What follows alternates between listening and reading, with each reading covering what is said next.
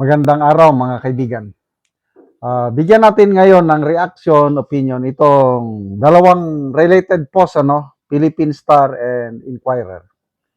Sa Philippine Star nakalagay dito, all PNP units in the country on full alert status. Sa Inquirer naman, sinasabi dito, AFP places NCR units on red alert amid EDSA protest.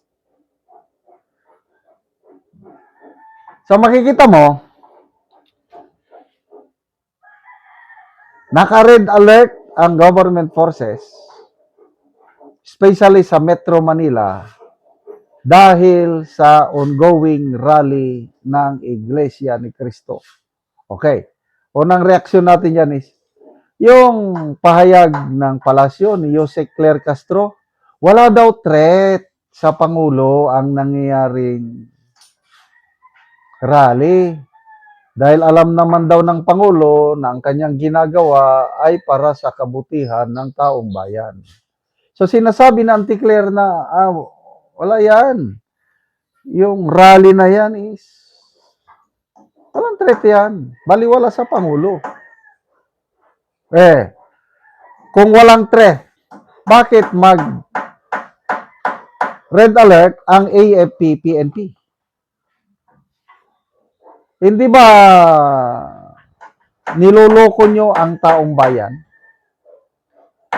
Sabi nyo, walang threat. Dapat kung walang threat, walang red alert. O ngayon, naka-red alert. AFP-PNP. Ngayon, itinuloy ng Pangulo ang pagbisita niya sa Canada. Nakakatuwa itong si Ramon Tulfo. Kasi sabi niya, kung ako ang Pangulo, hindi ko itutuloy ang pagbisita ko sa Canada. Dahil baka pagbalik, hindi na makabalik sa pwesto. Sobra namang praning itong si Ramon Tulfo. Excuse me, Tama lang yung desisyon ng Pangulo, ituloy niya ang visit sa Canada kasi nakakaya. Kung hindi niya ituloy, naghahanda na, naka-ready na ang Canada eh. Official invitation ito ng Canadian government. Nakakahiya na hindi mo itutuloy nang dahil lang naprapraning ka, natatakot ka dahil ongoing ang rally sa Pilipinas. Ang projection yon is political instability sa bansa. Kaya, okay lang, lumipad na. Sabi naman, may nakita akong post ni General De Leon. Yung paglipad daw ng Pangulo papuntang Canada is pagtakas. Hindi naman siguro, pagtakas. Sige lang, pagbigyan natin na biyahe ng biyahe. Pangilang biyahe na ito, sunod-sunod correct me if I'm wrong. March ata, nagbiyahe siya sa New York, yung United Nations. Sumunod, punta pa ba siya ng Australia? Yeah, I think Australia. And then, nagpunta ng Japan. After Japan, nagpunta ng Russia.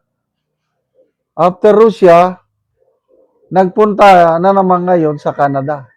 I think yung Australia, matagal na yun, last year pa. So, in 4 months, pang-apat na biyahe niya na ito. Japan,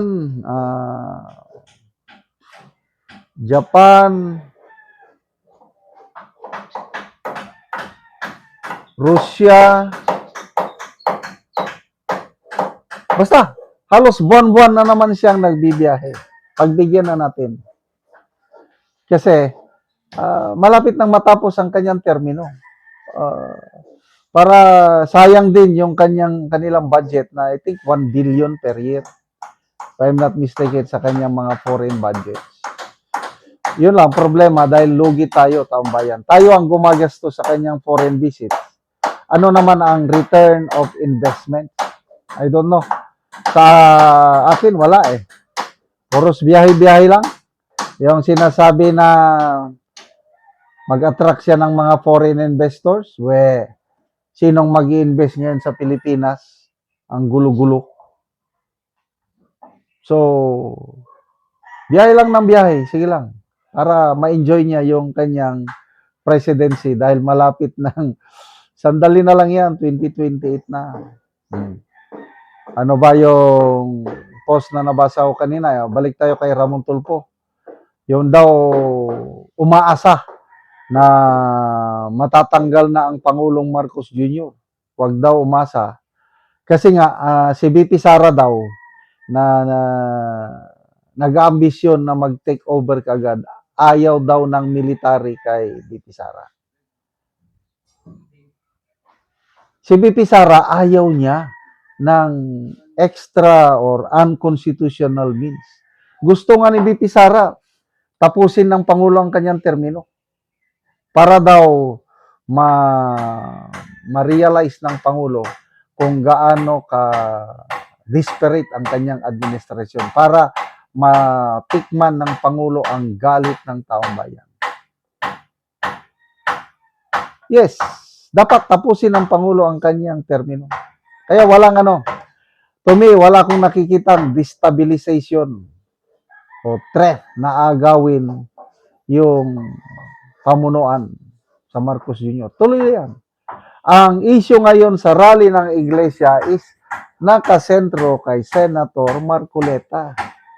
Warning itong rally na ito kasi parang selective justice ang prinoprotesta ng iglesia.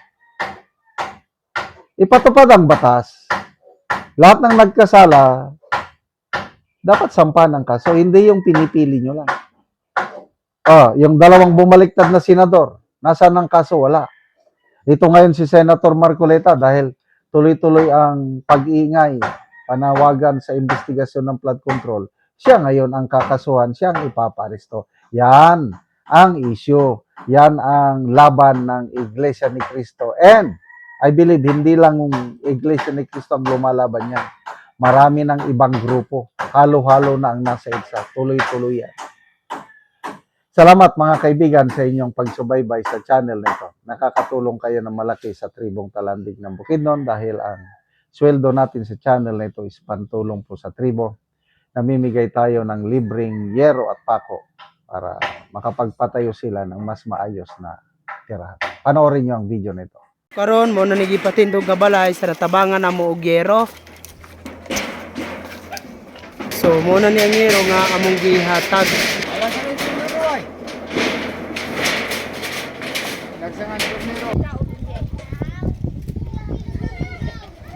So mo ni ang balay ni Rona nga taga Sitio Malipayon.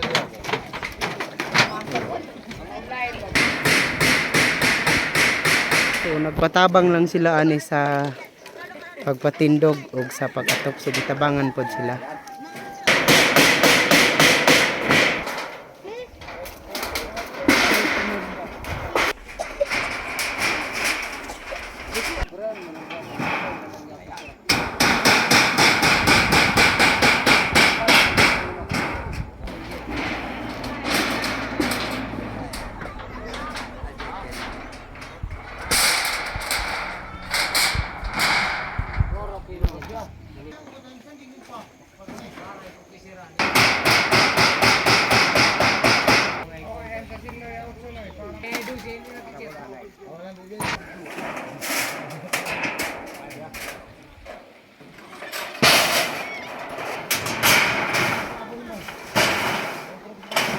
O karon managid sa pag-atop ning dire. Makita gid nato nga natupan na gid ang gipatindog nga balay. Salamat sa Ginoo ingon mas nagtawang sa sin. Kabalay na gyud akong anak, kitabangan na mo aron makabalitan. Oo, so nakigpuyo lang day manoy sa inyo ha. Oo, nagpuyo ra na Karon nakabalay na. Nakabalay na gyud. So pila gid manoy ka tuig nga nakigkuan lang siya, kigpuyo lang sa inyong balay. Kape na gyud sa katuig. So karon pa gid siya Karon pa nakabalay gyud tungod sa tabang. tungod sa tabang. Oo, so makalahi na gid sila. Oo. Salamat kayo manoy. Tayo. Salamat ka.